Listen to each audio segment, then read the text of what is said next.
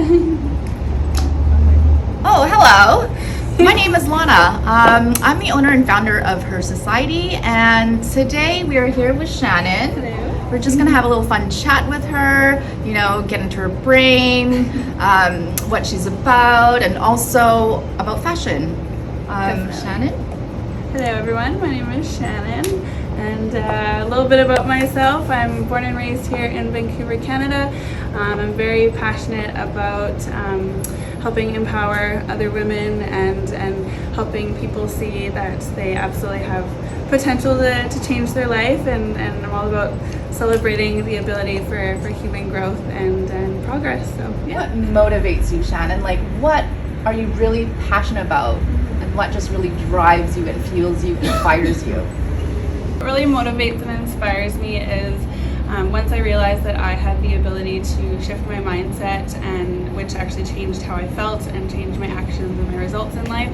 I realized that it's not just me who has that ability, that anyone has the potential to change. So often in society we're taught that people don't change, but the thing is we can't change other people, but they can change themselves. They just have to make that decision. Shannon, you were talking about how you discovered the ability to change and sort of get yourself out of a rut, or get yourself out of sort of really difficult situations. Can you tell me or tell us about some of those challenges you went through life? Yeah, absolutely. So it all kind of, like, a lot of the shifting started occurring when I was 21, so it was about 10 years ago, and I decided that I had this kind of come to me that I would never reach my potential in life if I continued drinking and doing drugs, and like I couldn't keep a job, and I was just in, again, patterns and cycles of self-sabotage, and once I decided to put myself into a program, a residential program,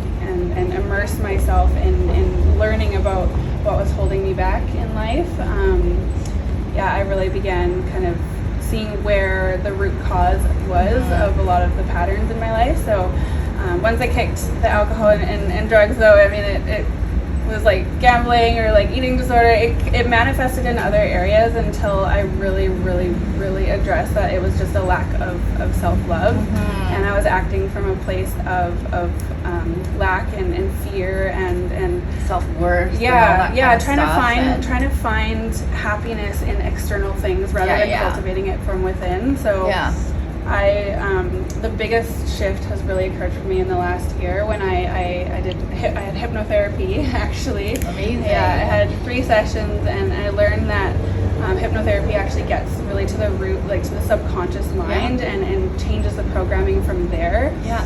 And I started just having new thought patterns, and I would read and study, and I began like yoga and meditation. So it's just been several different things that I decided to incorporate into my life to bring happiness and love and joy from within. And it's now I act from a place of love and happiness and fulfillment, and I know what it's like to suffer and struggle, and just, again, knowing that people can change and that I can help them see that, it's just so motivating for me. So, and now I'm in school to become a hypnotherapist myself. So. I guess going through that, you sort of found your next calling in life, right? Yeah. So it is really when you sort of quiet all of that noise down, and you really look at yourself and you listen to yourself. You really have to be kind to yourself.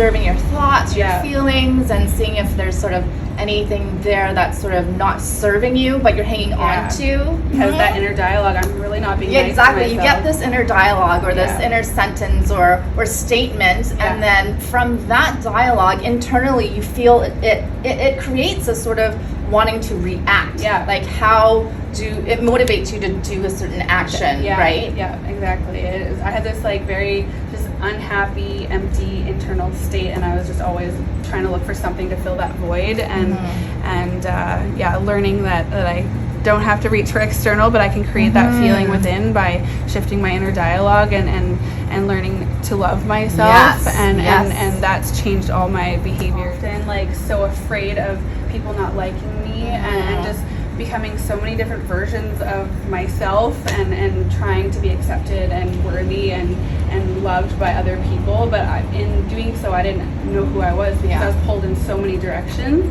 So once I like tuned in and started acting based on what felt right for me, like the people that weren't meant for my life kind of fell by the wayside. They weeded themselves out in a way, or I would realize or have to set some boundaries. But then people who love me for who I actually am, because I'm acting like who I am, because that's where I'm at now. Last night I was saying to my boyfriend, I'm like, how is it possible to be this happy? like it's such like a constant state, like consistent state. Like I'll have like my down moments where something will like hurt my feelings, and then I'm like, no, I'm learning to like not take things personally, not make assumptions. I'm always doing my best and in life, and that's all I can do. And sometimes my best is better than other days. I mean, the more I learn and grow in awareness, like the better and more effective I become as a human, and more proud of myself I become. I really try and tell people this, that that come into my life and I really see them having a hard time or they're struggling with something.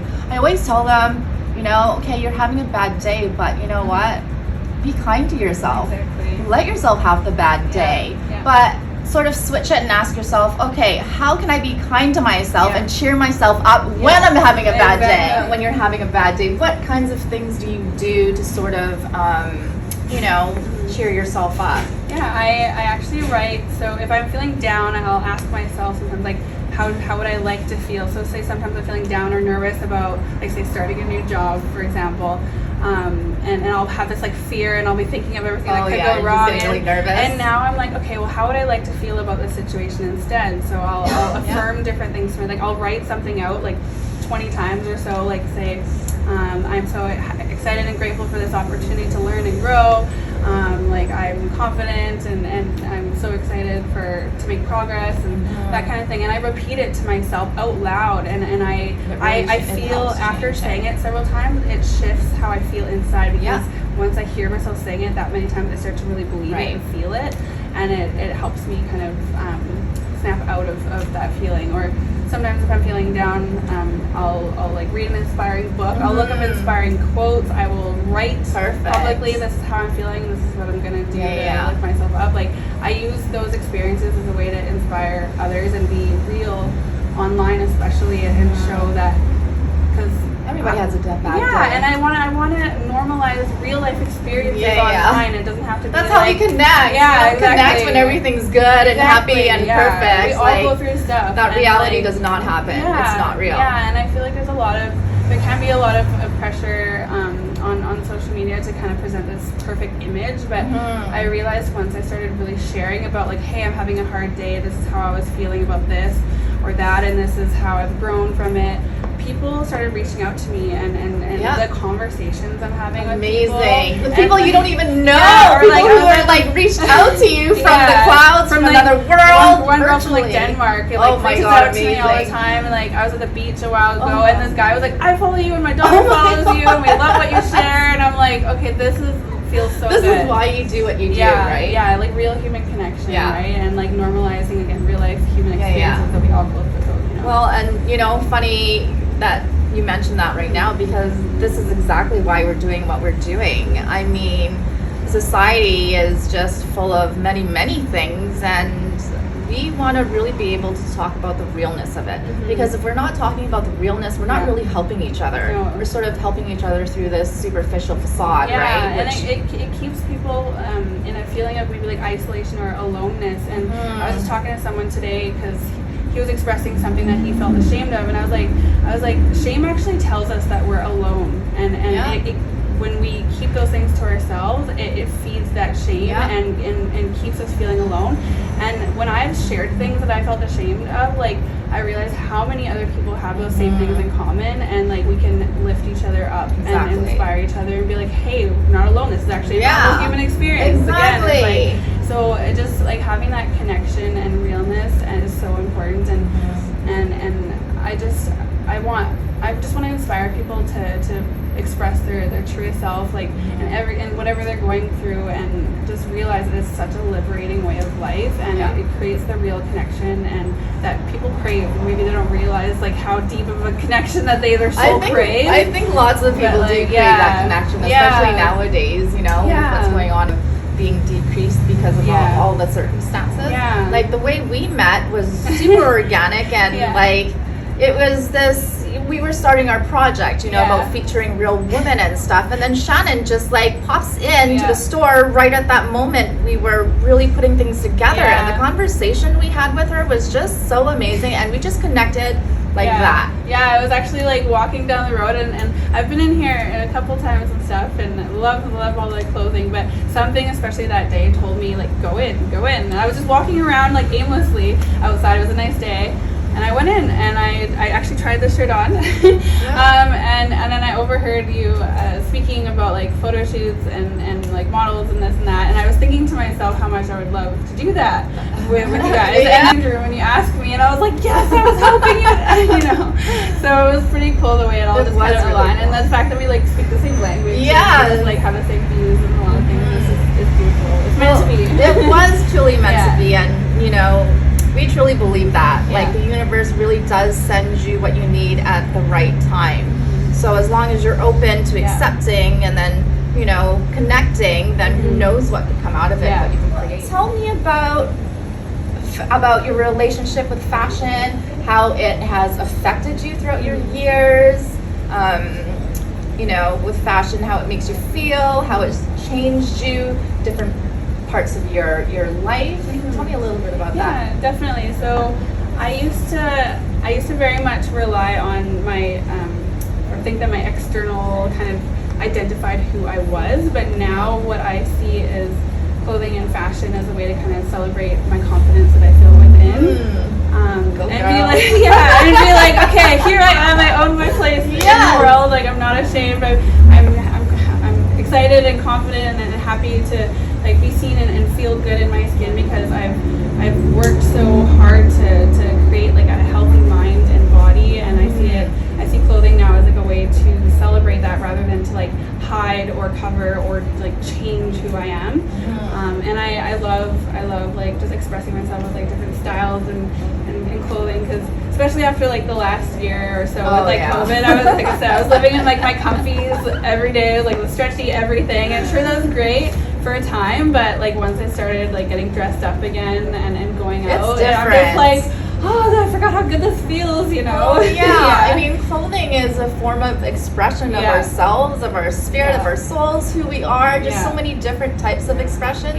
You know what I mean? Yeah, definitely. So wearing sort of the sweatpants every day. Yeah. You're the, I don't even know what expression that is. I don't know. I mean, like, for me, when comfort. when I was wearing my comfies, I was very much about comfort, or kind of in a way just wanting to hide or not really be seen. Like, I embraced the fact that I had that time to kind of feel that I don't always have to be done up to feel good about myself. And I'm like, okay, 100%. I wasn't wearing makeup, and I got used to like not wearing makeup sometimes, and learning to love my reflection in the mirror without makeup too, and letting go of that pressure to feel like I always had to have a certain image. But now I enjoy both sides. All right, we're gonna get Shannon just to kind of walk around and pick out 3 outfits that really speak to her, that really inspire her or brings some sort of emotion. Yeah.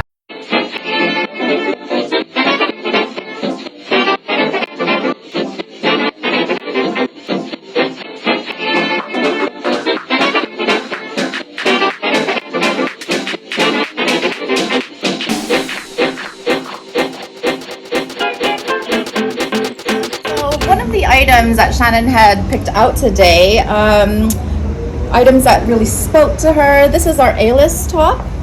So Shannon, what drew you into this? I definitely love the flowy arms on this and just the little details that make it very unique. And I love that the texture here is actually different than here. Here is more sheer.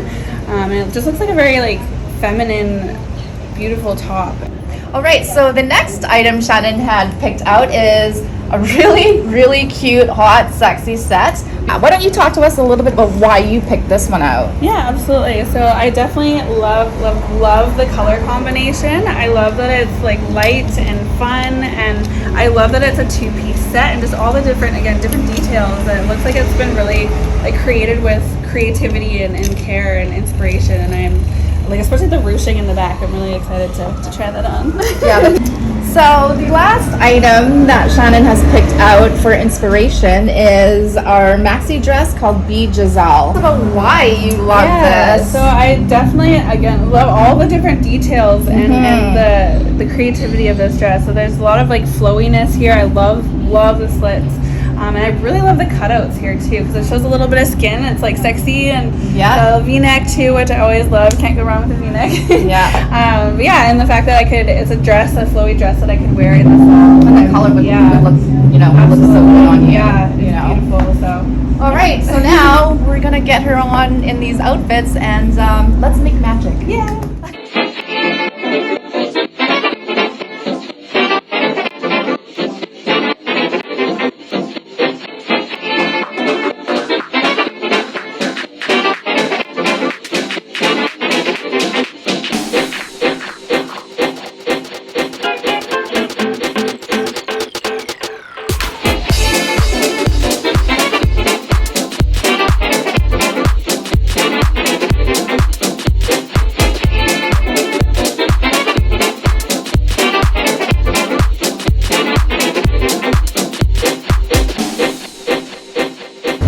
Bye, Shannon. It was so fun. We love you. Bye.